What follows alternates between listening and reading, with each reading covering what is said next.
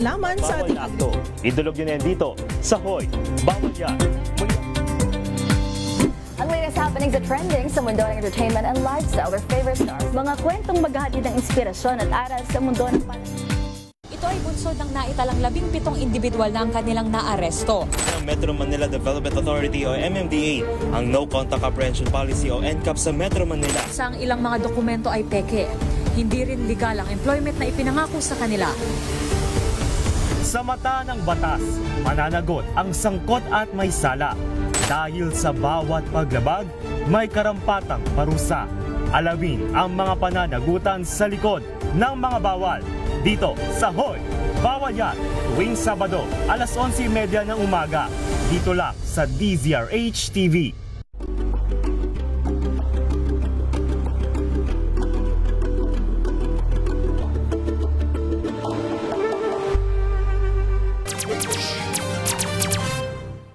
Ang oras, alas 10:06 sa gabi. Ay, bakit iba ang napindot? Ito. Bisaya Time! Bisaya Time! Ang programa alang kanimo. Bisaya nganhi sa Metro Manila. Bisaya sa tibuok Pilipinas. Bisaya sa gawas sa nasud. Oras na para magstoryahanay, magdungganay, ug magagikikay. Bisaya Time! Bisaya Time! Kauban si Bainoche Kakas ug Edwin Duque. Kada Domingo, alas 10 hangtod alas 11 sa gabi, dinhi lang sa DZRH.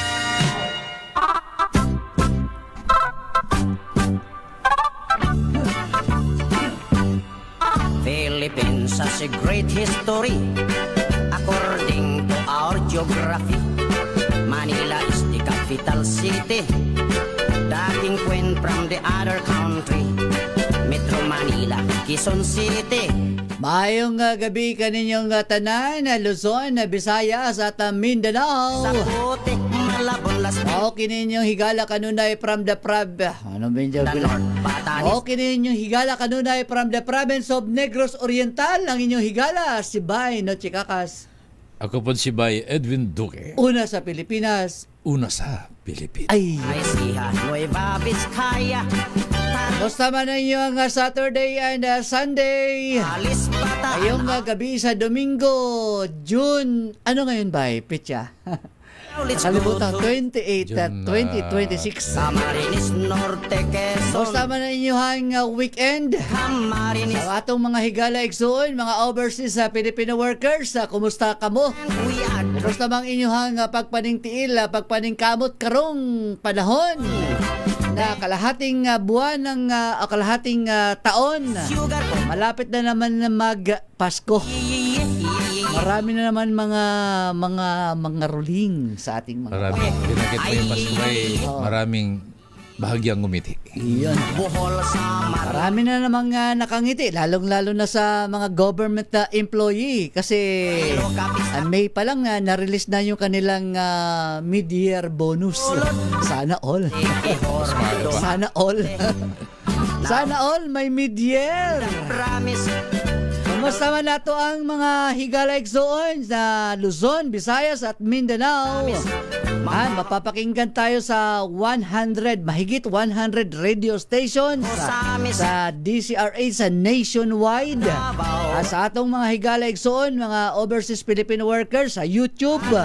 Nakatutok sila ngayon sa DCRH sa Bisaya Time. Nakatutok sila sa DCRH News sa ating Facebook page. And siyempre, andyan na naka-antabay na, naka-tune in na bay. Hindi natin napakakawalan ito. Kasi busy ang mama na ito. At isang mambabatas na ngayong gabi na bulabog yung kanyang pahinga. Pero dahil sa public service, nandyan pa rin sila. Ayan. Okay, hindi natin patagalin para makapagpahinga dahil bukas, Lunes, panibagong trabaho sa awik, no? Great history. Yan, nandyan si ang congressman ng Lone District ng Las Piñas. City. Si Congressman Mark Anthony Santos, bukod sa Lone District, Congressman din siya at Assistant Floor Leader, Majority Floor Leader ng House of Representative. Ayan. Good evening, Congressman Mark Santos. Welcome sa programang DCRS Bisaya Time. Kasama natin si Bay Edwin Duque. Cagayan Valley. Good evening, Ayan. Noche. By Edwin, Ay. isang mapagpalang gabi Good evening sa po, inyong Kong. dalawa. Kumusta na ang mukhang noong una nung eleksyon maaliwalas pa yung iyong mukha, pero ngayon nandiyan ka na sa house, parang Nalungkot na. parang nagbago yung marami talagang sobra ba ang trabaho sa house, Congressman Mark, sir? Alam mo, medyo mabigat yung ikaw ay inelect bilang Assistant Majority Floor Leader. At the same time, yung mga paggawa ng batas, talagang pinupursige natin lahat yan. But anyway, yan talaga ang public service. Kaya pinasok natin yan. Kaya talagang paninindigan natin lahat yan. Oo. Ito sisimulan na natin, hindi na natin patatagalin dahil kung to be honest, meron po tayong mga taga Las Piñas, mga taga Cavite na natuwa na merong LRT1 extension na akala nila ay diretso sa mismong Las Piñas. Ano nangyari? Bakit hanggang Dr. A. Santos Avenue lang dyan sa Parañaque yung ating LRT1 extension? Noche, ito ay matagal ng proyekto ng LRTA, ng DOTR, at ito ay isang flagship project. Tumigil ang istasyon doon sa sukat at nagka-problema sa tinatawag na right-of-way. Ito ay medyo lumabas na naman yung isyong ito dahil sa isang radio program dyan sa DCRH, binanggit ng Ombudsman Boying Rimulya tungkol dun sa problema ng impluensya ng mga politiko at ng mga negosyante doon sa gagawing Las Piñas Station. Kung matatanda mo, for your information, Noche, nung pag-upo natin bilang congressman, representative ng Las Piñas, ang unang bill or resolution na pinail natin is to House Bill number 009. Pinail natin yan, July 2, wala pang SONA. Pinaiimbestigahan na natin ang delay ng LRT1 extension project, specifically yung Las Piñas Station. Medyo controversial ito at tumagal na yung mahabang panahon. Dapat 6 years ago, tapos na itong istasyon na to ng Las Piñas. Dapat pinapakinabangan na ng mga kababayan natin sa Las Piñas. Hindi lang Las Piñas, pati sa Cavite. Alam mo, kung ito ang LRT extension kasi ay magmumula sa Baclaran all the way to Barangay Nyog sa Bacoor, Cavite. At Las Piñas Station na lang ang iniintay kasi nakaredy ng lahat at pagduduktong-duktungin na lang ito.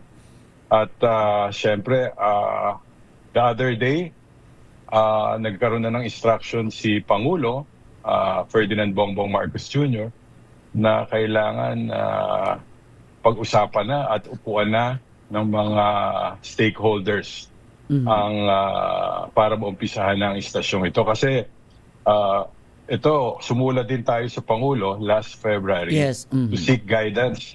Kasi ito ay isang campaign promise ko din sa mga kababayan natin sa Las Piñas at alam mo naman ang malaking epekto nito sa kabuhayan ng mga Las Piñero at specifically din mga Caviteño.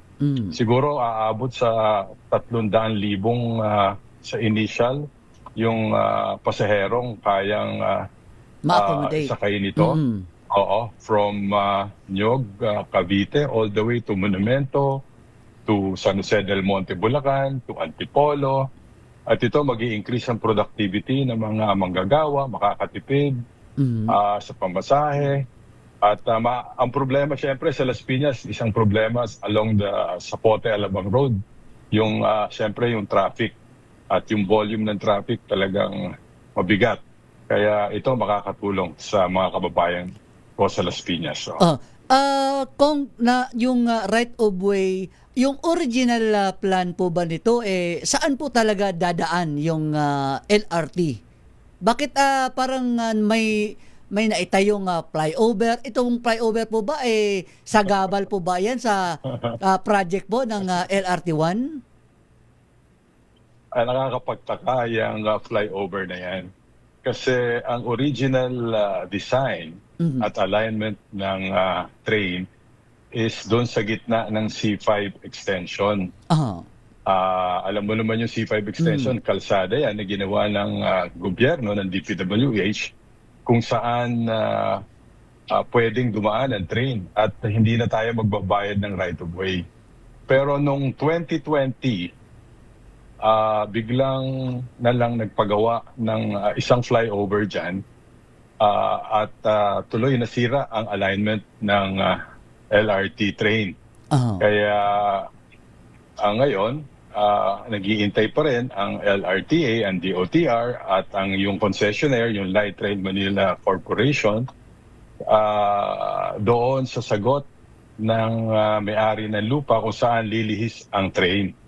So, nakakapagtaka ito. Ito nangyari nung panahon ni former Secretary of DPWH and now Senator Mark Villar.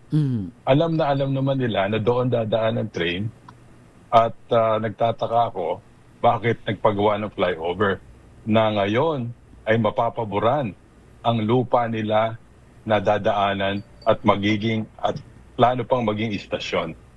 Alam mo, after the Sucat Station, dapat yung Las Piñas Station ang isusunod. Doon sa isang radio program, in-interview si LRTA Administrator, Attorney Hernando Cabrera. At doon sinabi niya na yung dalawang kumpanya ng pag-aari ng Pamilya Villar, yung mga Fine Properties and Golden MB Holdings, ay nag-propose na unang-una doon muna sa lupa nila sa may tapat ng malaking mall na pag-aari din ng kanilang mga kumpanya. At ito ay hindi sinang-ayunan ng LRTA at ng concessionaire dahil technically medyo masyadong malapit doon sa Sucat Station. So nung hindi na-aprobahan niya ng LRTA, so eventually sa gitna talaga ng C5 extension kasi hindi naman talaga magbabayad ng right of way. Bigla na lang nagpagawa noong 2020 ng isang flyover na alam naman ng mga kababayan ko na hindi naman ito masyadong ginagamit. Kasi wala namang volume ito. Kasi ang labas nito ay sa Cavitex. Pero ang palabas lang nito ay papunta lang naman ng Baclaran area pero walang pa Cavite. So kung ikaw ay taga Las Piñas, Parañaque, doon ka nadadaan sa Coastal Road sa Zapote. Kung taga Parañaque ka, dito ka nadadaan sa may Sucat. So wala halos talagang gumagamit doon. At ngayon, yan ang balakid doon sa talagang pagpapatuloy ng paggawa ng istasyon. Nakabili na rin ng lupa worth about 27 million pesos para doon sa original station. At ngayon, hindi na magagamit yung stasyon na yon, yung lupa na yon dahil nalagyan nga ng flyover. Yung design na yon ay dapat doon sa gitna talaga ng C5 extension na wala nang babayaran na right of way.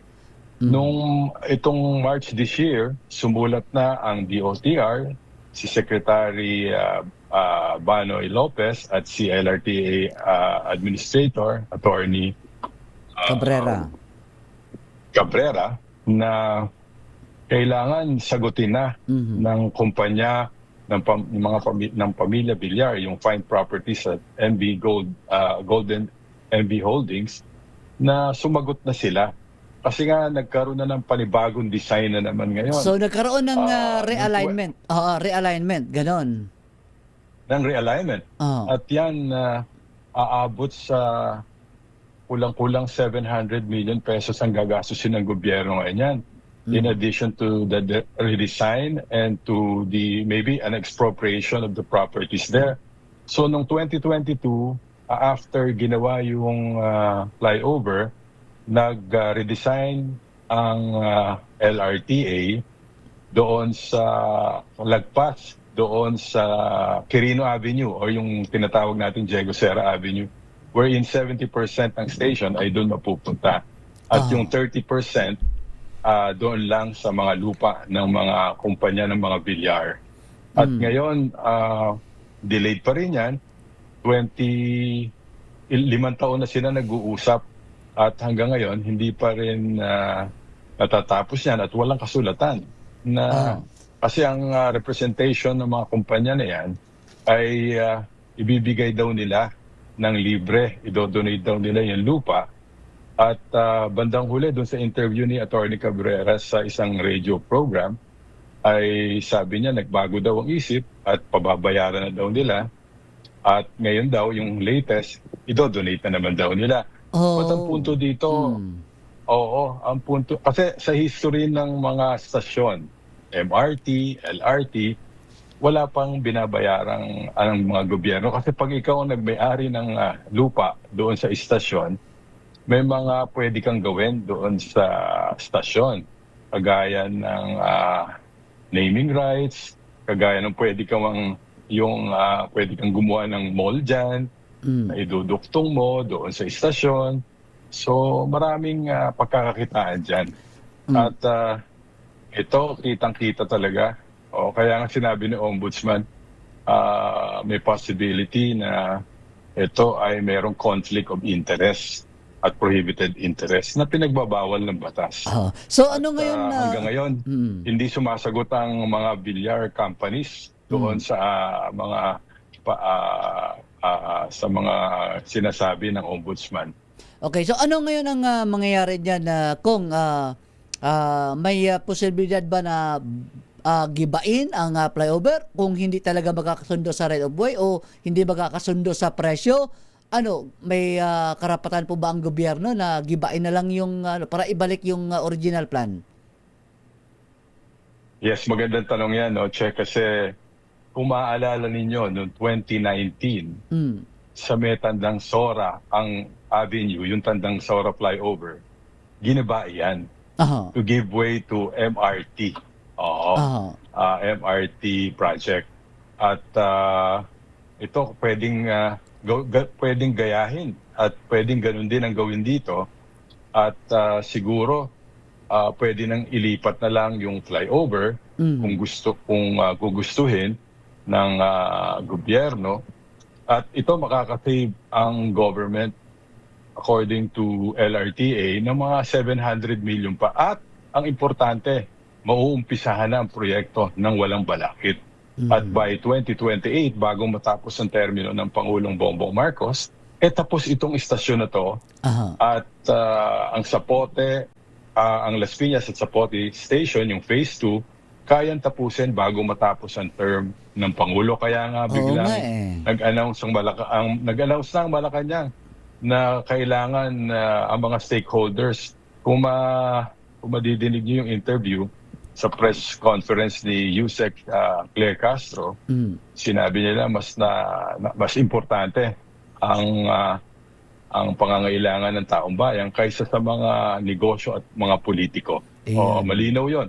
Kaya presidente na ang nag-utos at ako ay nagpapasalamat kay presidente at ngayon ay nabigyan pansin na itong problema na ito. Ayan, sana kung ma-resolve na 'yon, ma-solve na yung problema na 'yan dahil uhaw na yung mga taga Las Piñas, excited na, lalong-lalo na yung mga bumabiyahe ng monumento, diretso na ng Las Piñas station, doon na sila mismo. At yung ganun din yung mga taga Bite. Ano yung panawagan nyo ngayon kung lalong-lalo na sa mga taga Las Piñas, ano po yung mga mensahe po ninyo? Go ahead, Kong. Siyempre, umaasa ako kasi nakita ko naman yung pangangailangan ng mga kababayan natin sa Las Piñas. At marami ang natutuwa dito sa ginagawa natin ngayon. At hindi lang naman yan ang ginagawa natin sa Las Piñas. Nung isang araw, bumaba rito si Secretary Vince Dizon. Kasama ko si Mayor April Aguilar para, alam mo, nung pumutok yung flood control scandal, maraming mga proyektong natigil dito sa Las Piñas at sa buong bansa. At yan agad-agad nung pag-upo natin bilang congressman, kino-ordinate natin, pinutukan natin yan. At dito may mga kalsada, may mga tulay na inabot na ng 2-3 taon. Pero nang umupo tayo, wala pang 2 buwan, tinapos na ang mga proyekto yan. Kaya, oo, marami ding mga kababayan natin. Isa pang problema ng Las Piñas ay yung baha. Isa sa mga problema sa naka-identify na dun sa Project NOAA ang Las Piñas. Kaya, alam mo, natutuwa rin ako na nangako sa amin ni Mayor April Aguilar, si Secretary Vince Dizon, ang tubig baha kasi ng Las Piñas ay nanggagaling sa Upland, Cavite. Yan ay bumababa doon sa Molino Dam at dumadaan yan doon sa 2 main rivers, Las Piñas and Zapote River. Yan, ang outlet yan, ang outfall niyan ay sa Manila Bay. Yan, Noche, sa Zapote. Catch Basin. Below sea level yan. Catch Basin yan. Kaya pag high tide ng Manila Bay, hindi makalabas ang tubig dyan. At bahang-baha dyan sa lugar na yan.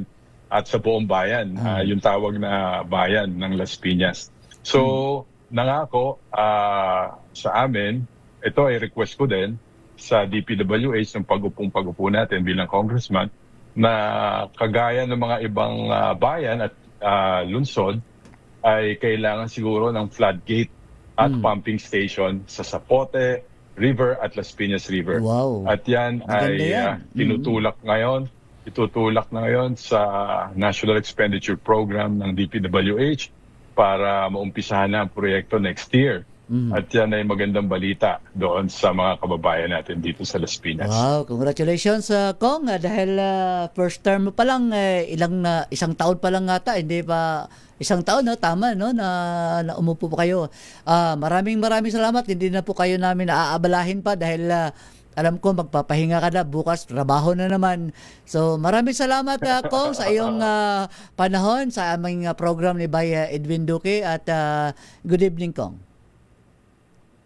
Bay Edwin, maraming salamat sa iyo at Noche. Thank you, at mabuhay. You're always welcome. Inyong palatuntunan. Magtatanong pa sana ako, kaso naitanong na lang ni Noche Yan, maraming salamat Kong, and ingat din po kayo ha, huwag po kayo magpakapagod. Hindi, ayos lang. Medyo namayat lang tayo. Sa daming inaasikaso. Okay, maraming salamat Kong, and congratulations. Magandang gabi sa inyong lahat. Yeah. Thank you po. Si Congressman Mark Anthony Santos ng Las Piñas City.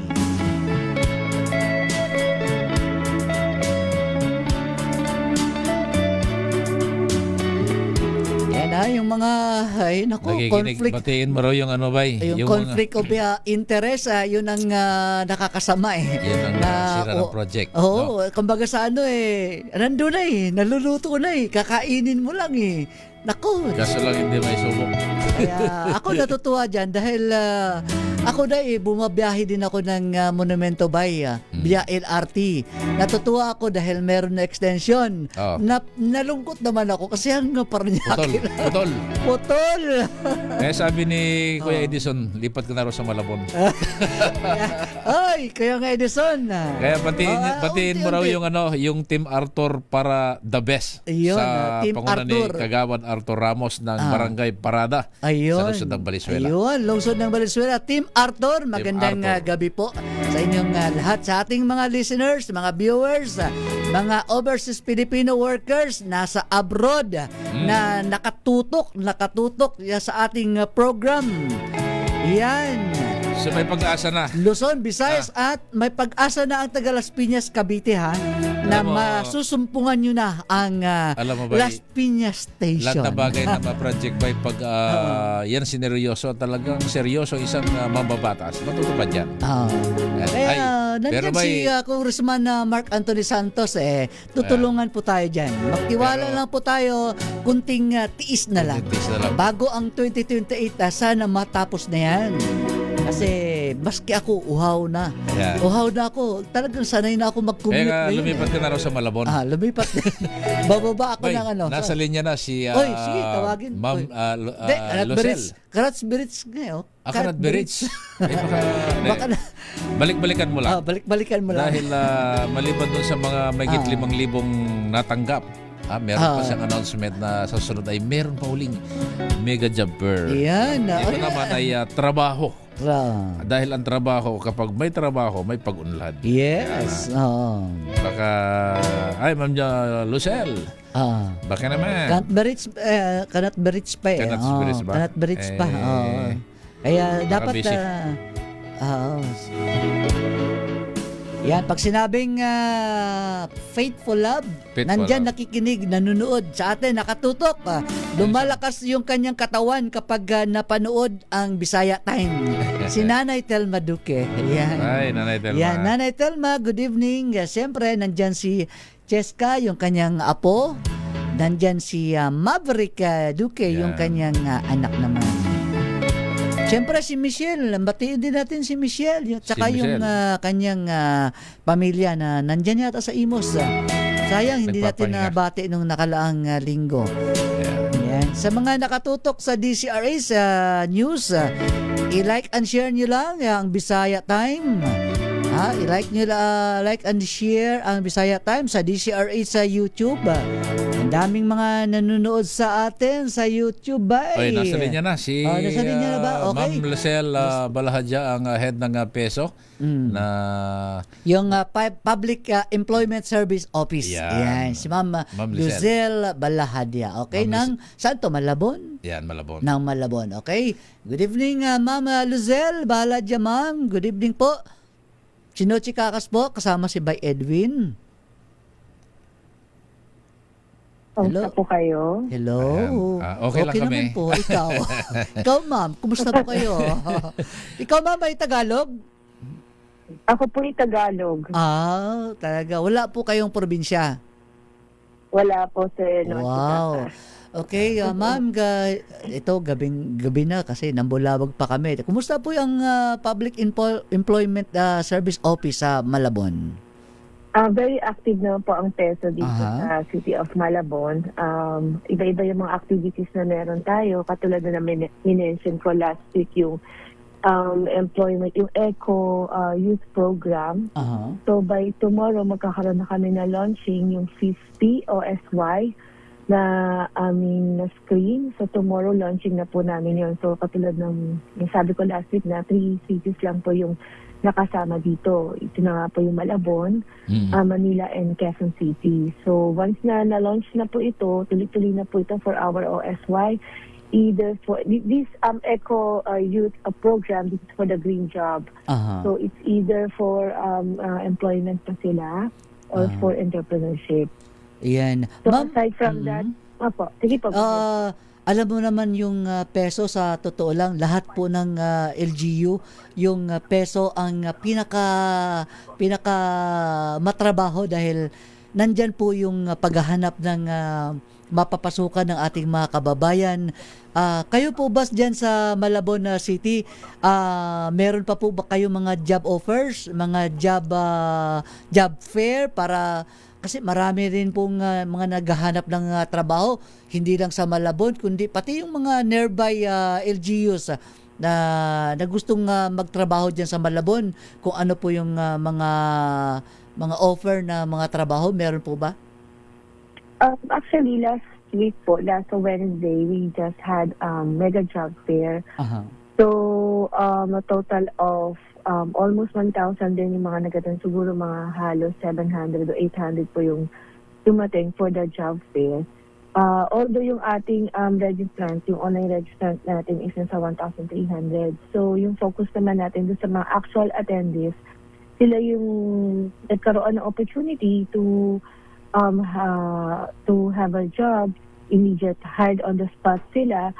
And apart from that, ito yung chance na nila talaga na magkaroon sila ng ibang employment or magkaroon ng bagong trabaho kung sila man ay na kasama-sama, stay off o sa natanggal o nawala ng trabaho. Ito yung opportunity nila.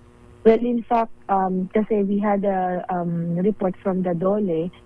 So, marami tayong mga repatriated OFW. So, marami rin nag-apply during that time kasi nga yung mga galing Middle East. So, siyempre they grab the opportunity na makapag-apply or magkaroon ng ibang opportunity abroad. Maybe not in Middle East, baka sa Asian countries naman sila nag-apply. So, we are looking, helping them na magkaroon ng trabaho. And after the mega job fair naman, ang focus natin, nagkakaroon tayo ng in-house job interview. Meaning to say, we are inviting 2 to 3 companies or up to 5 companies weekly. And then, yun yung parang parang isang job fair, pero ilan nga lang yung mga employers na ini-invite natin para magkaroon ng opportunity ng iba na kung sila man ay hindi na hire on the spot, this is their chance na at least makapag-apply pa ng trabaho or baka hindi nila dahil sobrang daming tao that time which is I didn't expect kasi may bagyo. Yun yung para mag-landfall pa lang ata yung bagyo noon. So kinabahan talaga. Sumabay yung... Sumabay talaga. So kinabahan talaga ako sa ako. Sayang yung chance kasi nila dahil nandiyan na yung mga employers 44 employers natin. So meron ding overseas. So buti na lang, madami din ang umaten. Hindi tayo nagli-less than 500 kasi. And we also invited the 4Ps.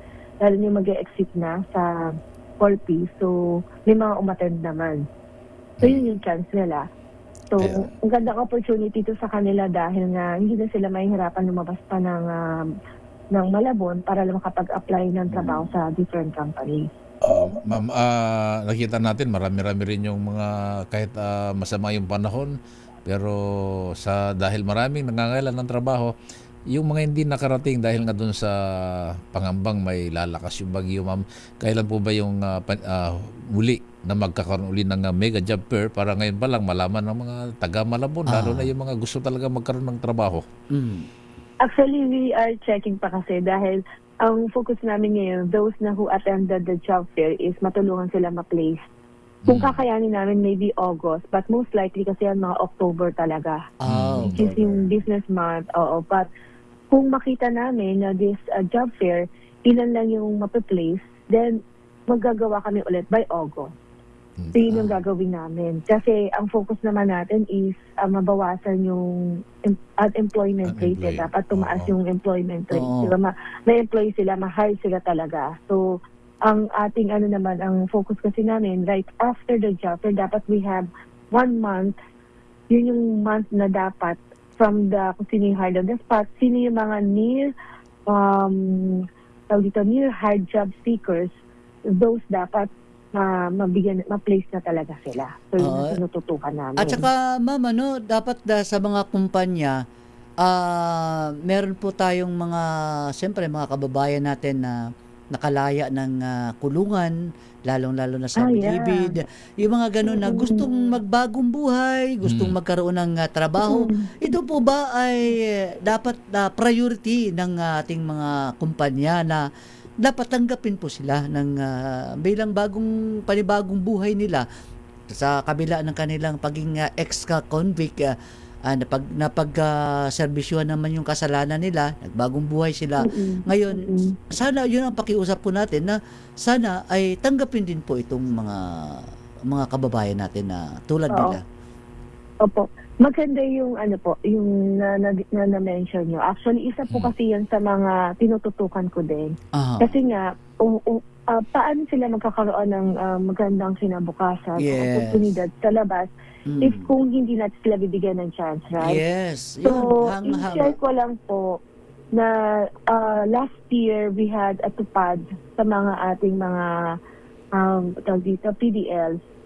So, doon sa mga nagtupad sa ating PDLs, inside sa BJMP sa City Jail, sila po ay nagtatrabaho sa tupad workers, naglilinis sila doon, nag-retain sila doon. Ayun. So, yun ay mga palabas na sila. And ako naman po, ang ginagawa kong mga intervention program is binibigyan sila kung ang mga companies, there are companies na nag-hire naman po, pero very seldom but ayun nga sinasabi na mag-e-end lang doon sa mga companies na hindi sila mahahire. Kasi may mga very talented naman din talaga. Yes. At so, saka, yung ginagawa po namin, nag-o-offer po kami ng livelihood program. Yan, very open good. namin yung doors for Livelihood. them. The livelihood program kasi maganda yun na opportunity or avenue for them na syempre tuloy-tuloy na yung pagbabago. Kaya nga, Yes. yan, minomonitor din namin. And so far naman, I guess hindi naman ganun karami yung hindi nag-continue. Halos lahat naman, 80% na nag-continue naman ng business. Yan. At saka sa mga kababayan natin, huwag po nating ismulin yung ang mga bagong laya, ha, kasi sila po ay na-train na po sa loob ng kulungan. Sila yung iba nga diyan nakapagtapos na ng pag-aral. May mga expertise na rin sila sa loob ng mga natutunan. May mga livelihood na rin sa mga loob. livelihood program na rin sa loob ng kulungan. Kaya ito nga yung pagkakataon nila na nung lumaya sila, pagbigyan naman natin para sa kanilang panibagong buhay. At sa mga PDL din, ma'am, pakiusap din natin sa mga PDL, kung talagang ipakita nyo na talagang nagbagong buhay na kayo. Kasi baka mamaya masiko mo lang na nanununtok na Diba? Okay. Ma'am, maraming ano po ang message nyo lalong-lalo sa Malabon City?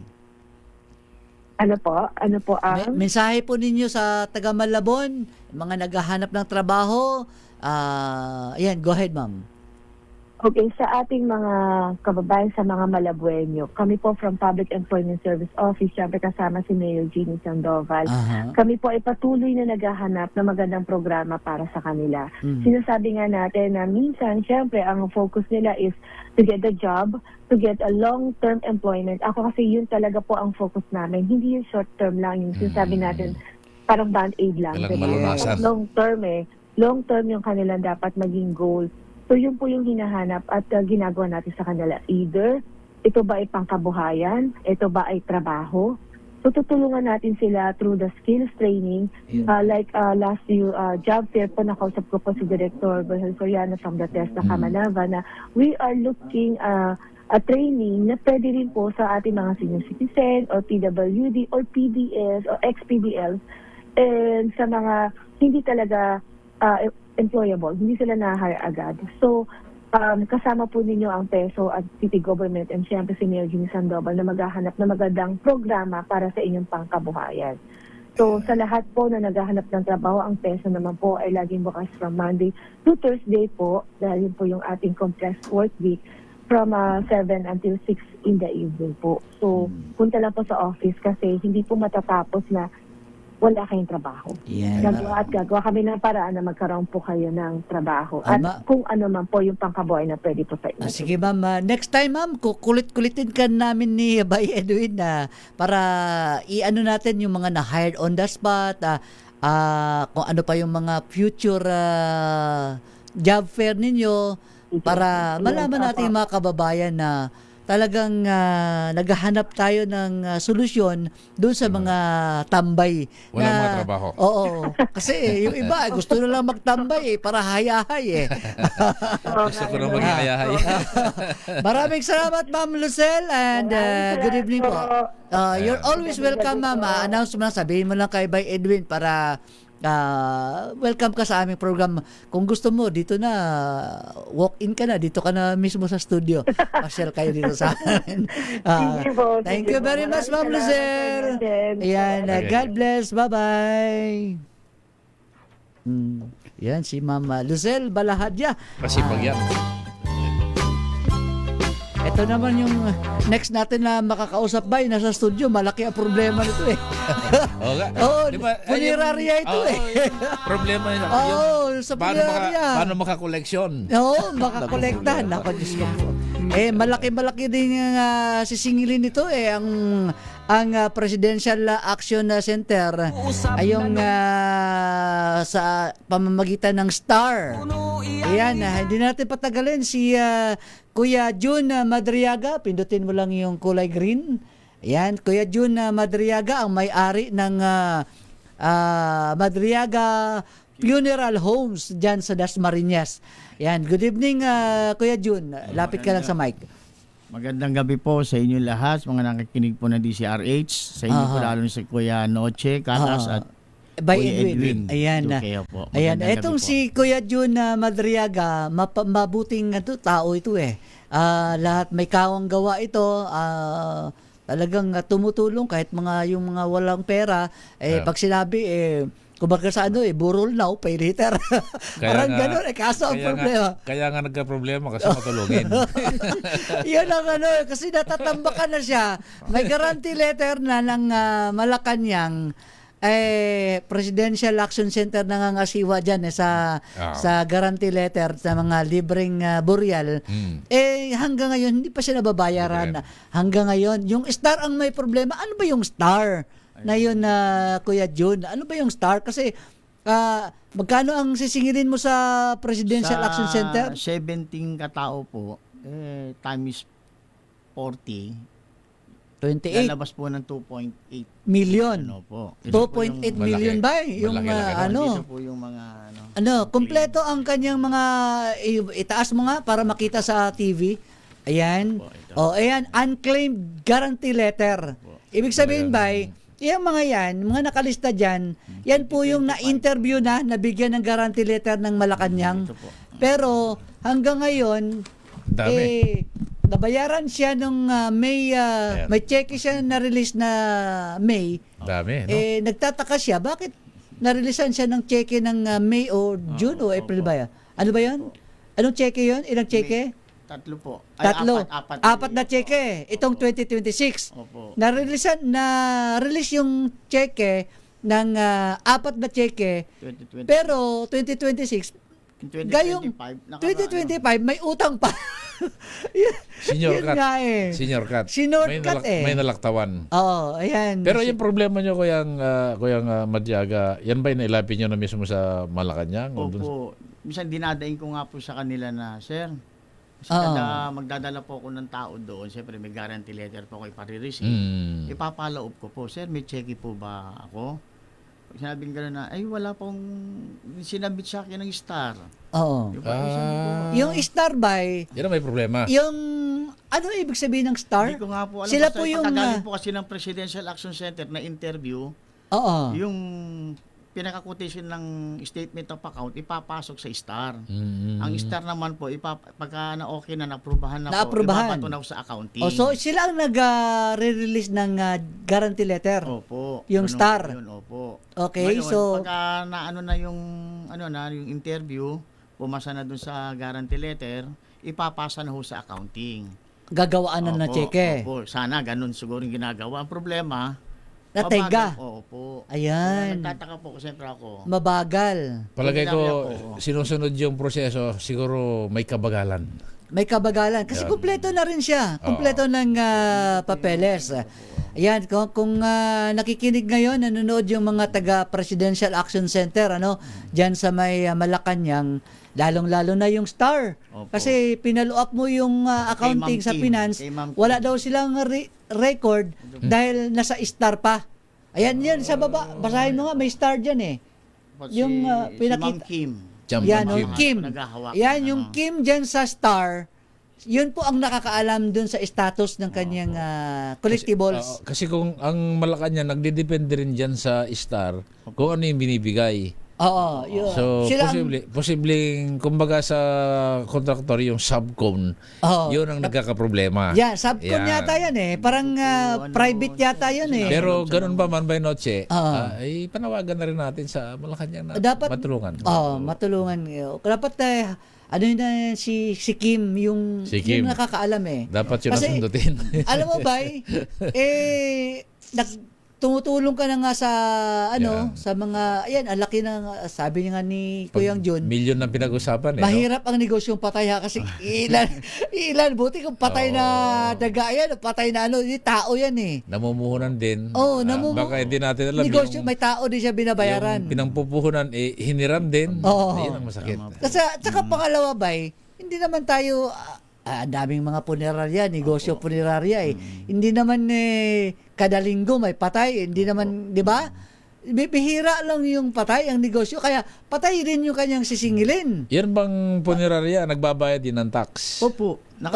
Depende, halimbawa, kung ilang patay, nakadepende ron. Opo, depende po sa per head na po. So, ibig sabihin, binayaran nyo na yung tax, pero yung bayad ng patay, hindi pa binayaran.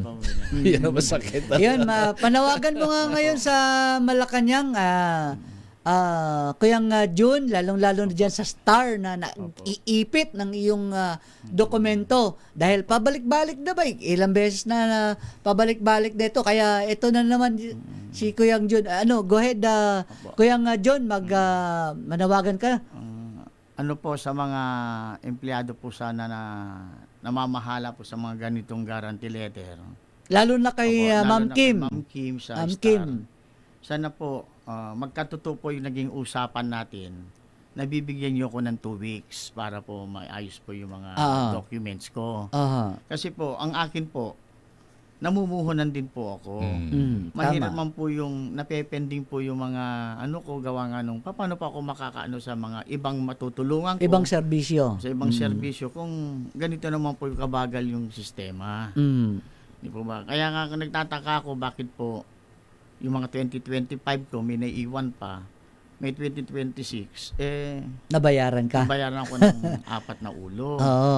Kaya nagtaka po, kaya lumapit na po ako sa DCRH kasi nga po, siyempre, kahit sino naman po malaking pera yan 2.8. Diba ba? Kaya po yung naging pag-uusap natin, Ma'am Kim, nakikiusap po ako, sana gawin mo, tuparin. Konti lang, bigyan niyo ako para makaikot ako. Oo. Tinutulungan ko po yung programa ni President Bongbong Marcos. Mga nasa laylayan kasi nga po. Yes, yung programa po yan. Magandang programa. Dahil alam ko naman may budget dyan. Sana kahit konti, paluwalan niyo ako para makaikot po ako. Oo, at saka yung... Huwag na tayo mag-usap kung magkano yung andito na unclaim ko. Bigyan niyo ko uli ng pampaluwag ko sa tao. Yun, kahit Yun kalahating wala kalahati po sa doon sa 2.8 hanggat maaari buo na.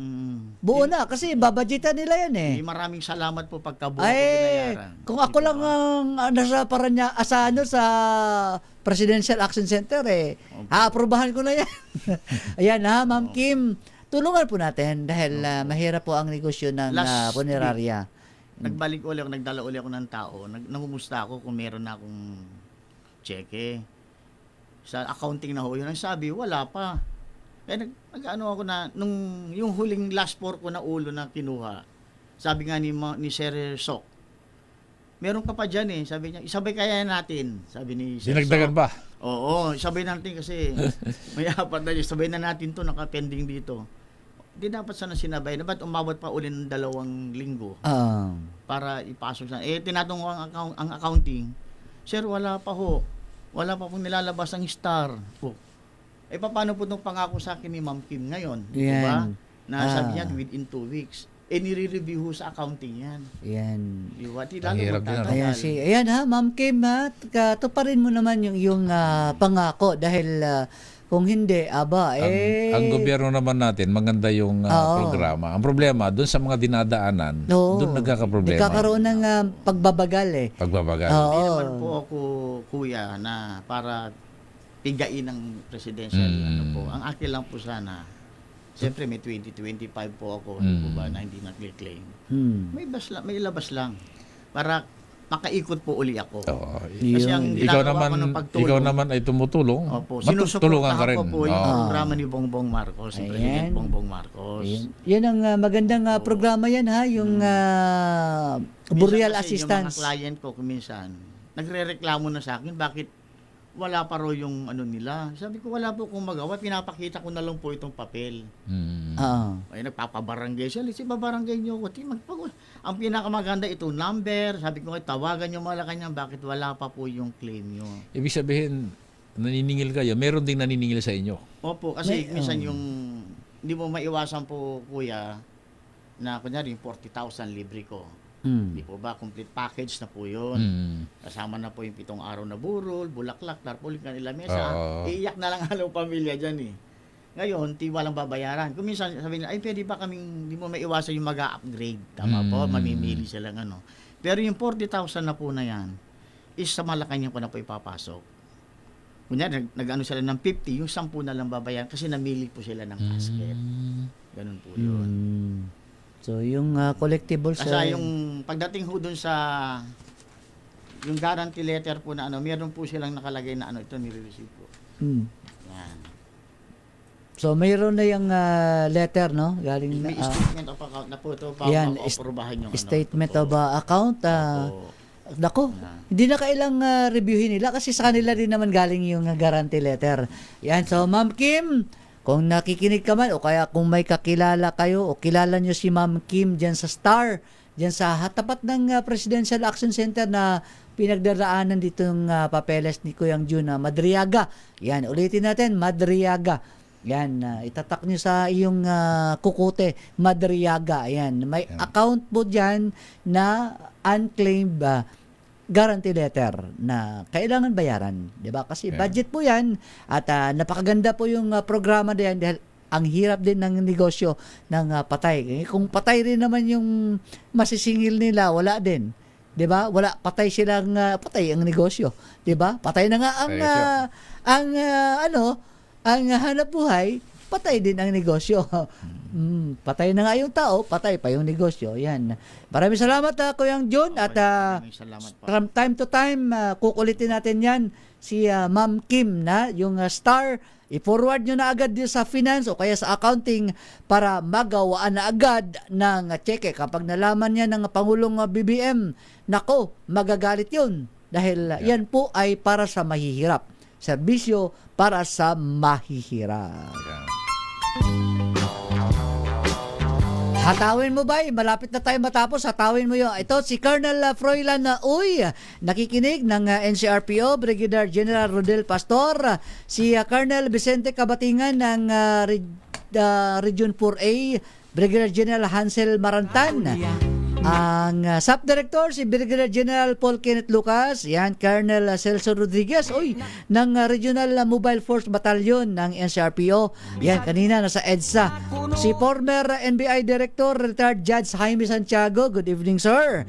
Si Laguna Police Provincial Director, Colonel Sandro J. Tafalla, si Rodel Pastor, Chief of Police ng Marikina Bay, kaibigan natin. Si Ma'am Jenny, Colonel Jenny Texon, ayan. Siyempre, batiin din natin si Brigadier General Milicio Boslig, ang Eastern Police District Director. At ang pinakalas na laging papadala sa akin ng spot report, si PNP Chief General Jose Melencio Nartates Jr. Salute. Yan, salute to you, sir. Snappy salute. At saluduhan din natin, Maya, yung naging accomplishment ng pinagsalib na persa ng Tarlac, Pampanga, Bulacan, PNP, na nalansag ang hininalang sa kanila, isang malaking sindikato ng panulobo pang hold up dyan sa Region 4A. Pero nagkamali siya ng pumasok, pinasok niyang Region 3. Doon siya nalansag, kaya hindi man lahat nahuli yan. At least may nahuli. Di ba? May mga follow-up operation ng PNP, kaya saludo sa ating kaibigan ba dyan sa Tarlac. Siya Police Colonel Harry Lorenzo. Yun. Na isa sa mga nagtimbre dahil nabiktima rin yung isang convenience store dyan, kinuha yung pinaka-machine, lagay ng pera. At tinimbre sa PNP, kaya siya Brigadier General Jess Mendez, ang matikas ding Regional Director ng Region 3, ay bumuo ng isang meeting sa lahat ng PNP Chief of Police, at yun ay ikinasal lahat from buong Region 3 to Caloocan, nakaabang lahat ng pulis. Lumampas ng Pampanga, nakaabang si Police Colonel David, dumidiretso, hindi siya nakalampas sa Bulacan Police. Diyan sa may Bukawi. Diyan na dahil iba talagang iba yung maraming kasi na-hold agad yung mga sakyan. Ganun pa man, saludo tayo sa lahat ng mga opisyal na naging sangkot sa pagkaka-accomplishment ng isang ininalang malaking sindikato ng robbery. Yan, si Mama Cielo ng King and Queen Resto Bar. Yan, nanonood daw sila ngayon sa atin. Si Abdullah J.R. Obeda ng Taguig. Si Cora Caborao, John Hermeno, at marami pang iba. Si Bong Ramos, yan, nakikinig ngayon.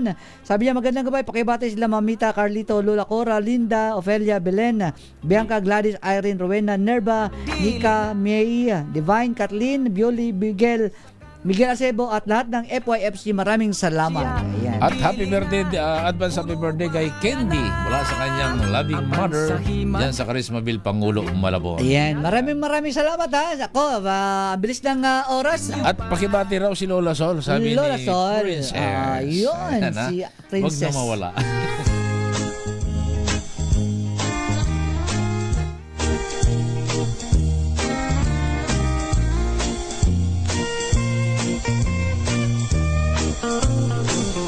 Mitulo na. Yan, ihi. Paalam na tabay. Oy, daghan kayo salamat sa among mga sugid tagapagpaminaw, dili lang katong mga nasa Pilipinas, bisan katong nasa tabok sa sa Pilipinas. Atong mga hinigog mga OFW. Asa man mo karon, ang among kanon ay kabili ni Baynoche sa isa ka segundo. Sinukuan Eagles Club. Ayan, sinukuan. Isa ka segundo nga among programa. Ambing mo, kami kanunay ang among pagkigugma. Ayan, may shout out daw si Kuya sige. Jun Madriaga.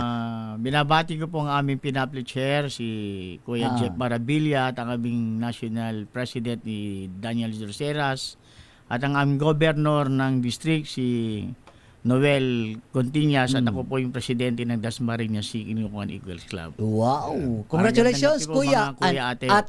Yan. From Sinukuan, Dasmariñas, Sinukuan Eagles Club. Ayan, wala na tayong oras. Ang bilis ng oras talaga. Hindi pa uminit yung ating puwet. Ayan.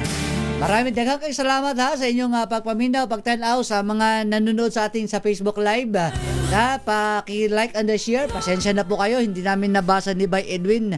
Ayan, ang mga message po ninyo. Hayaan po ninyo, kami na po humingi ng paumanhin. Sa sunod na linggo, hayaan at hahatawin natin lahat yan. Okay? Okay ninyong higala kanunay from the province of Negros Oriental. Ang inyong higala si Bay Nochikakas. Upad si Bay Edwin Duque. Una sa Pilipinas. Una sa Pilipino. Ay, maraming salamat kay Billy Crawford, Ray Domingo, at kay Raymond Taladron, nandiyan si Raymond. At sa DZRS News Center, nandiyan si Jerica Foncion Pasasil, Ara Joy Esperito, Kisses Habson, ayan si Sherwin Alfaro. Ayan. Susunod na ang programa for tonight, Only with Ara Joy Espiritu. The Wonder Girl. Ang oras, alas 11:02 ng gabi. Bye-bye!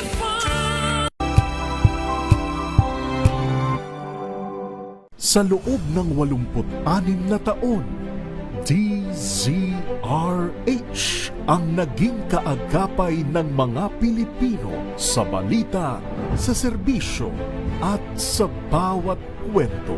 86 na taon ng tiwala, at sa mga darating pang taon, mas pinalakas at mas pinagtibay para sa Pilipino.